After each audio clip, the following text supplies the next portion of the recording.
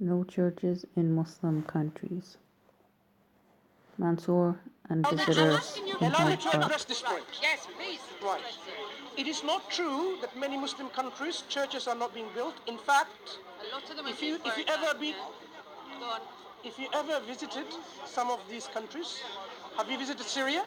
I haven't. I haven't been to any of them. Before the world Okay, so what do you know then? saw this Just massacres what you've happening heard. in Syria, Okay, so there are churches in Muslim countries. We'll skip that. Can I am we go saying into your country and do what you do here? No, we can't. in my country, Okay, so can you do what you do in the UK in a Muslim's country? First of all, there are so many different Muslim countries that they have different laws and different norms. So it's not just like what you do in UK, you can do in even in India, which is not a majority Muslim country. I saw this video where a guy, an Indian, married a Western woman, and then they migrated to India, and they're living in India.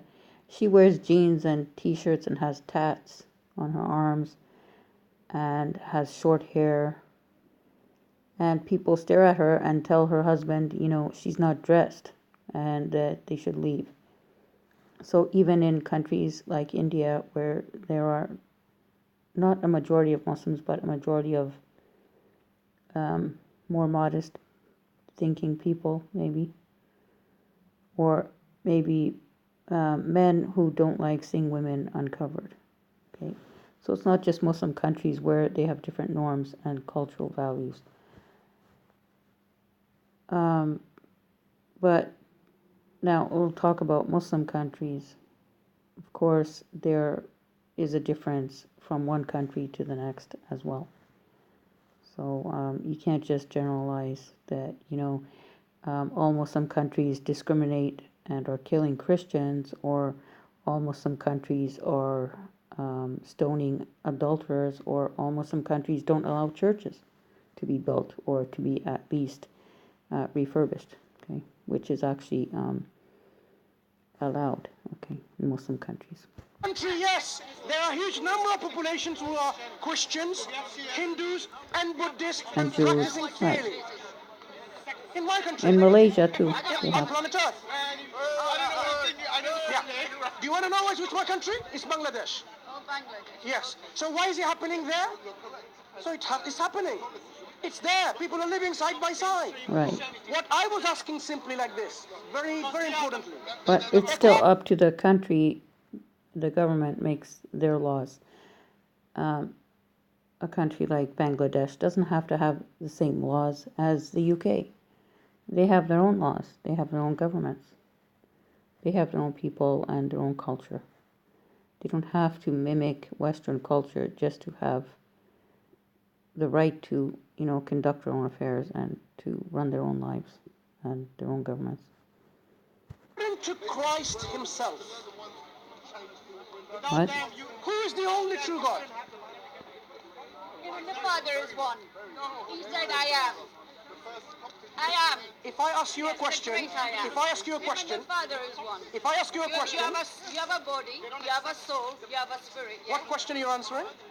You just asked, what did you ask me? Okay, let me clarify. You have a body, you have a soul, and you have a spirit. I'm not exactly sure what the difference is between a spirit and a soul, but, I guess life, and then you also have a soul. I don't know. Try again. Or According spirit to is Christ, the who is the only true inspiration God? or something. The Holy Spirit, she thinks. He is God. That's not my question though. Yes. I didn't say is Christ God. According to the Well, scripture, Jesus is not according to God. the Gospels, according to Gospel of John, according to Gospel of John, verse 3 of chapter 17. 17, chapter number, verse number 3. Christ. Well, they always say, I and my Father are one, right? Something like that. Anyway. He can open it up. Christ identifies the only true God. He is a great I am. Would you agree with him? I am. Okay. Would you agree with Christ or disagree with him? Whoever he identifies the God She's is. not going to answer the I question. believe Christ is truth. No. See, Would you I agree believe with Christ is truth. That's what she said. She didn't answer his question. Would you agree in the statements of Christ, or would you disbelieve in him? Of course, and every, Fine. whatever the Lord said Fine. is true. So, according to you, God is the Father and the Son and the Holy Spirit. Yes. Is that right? Yes. According to Three in Christ, one. according to Christ, who is the only true God? Up in heaven. The Son only? Yes. The Father only? The Holy Spirit only? All of these three and none of them? You have to understand when I'm Christ asking came you. down- Three in one. No. let We the lady- are together. Oh, We are together. no problem. Yes. So I address We this are to you as together. well. According to John 17:3, who is the only true God according to Christ? John 17:3. So she can't answer for herself, is that it? No, my question is She doesn't want to answer. according to Christ, who is the Son. I'm going to go to Of John God. 17:3 so I can read it properly. and Actually, get he said it just back. the Father. If I heard him correctly. Yeah. Yeah? Yeah. And the Father is greater than no, I. let's And check everything. if He the said lady- all these things. Every time he referred to My the Father in heaven, statement okay? is this. So the Father is The lady just confirmed that the true God is, as a man. Go on. the only true God is, according to the lady here, is Father, Son, and the Holy Spirit. Yes. She said yes. Do you agree with her? Yeah, the Trinity, yeah. Do you agree? Yeah. Okay, fine. There is That's one what God. you believe. So God is the Now, Trinity. let's see whether Okay. Christ tells What you did you say, something. John? 17:3. So according to John 17:3, what does Christ say about who the only true God is? Not just God. Eternal, that they might know thee, the only true God, and Jesus Christ, whom thou hast sent. Sure. Okay, we so know- he was sent as a messenger. That's what it says, right? Whom thou hast sent, the messenger of God, right, was Jesus Christ. I'm going to skip a little bit.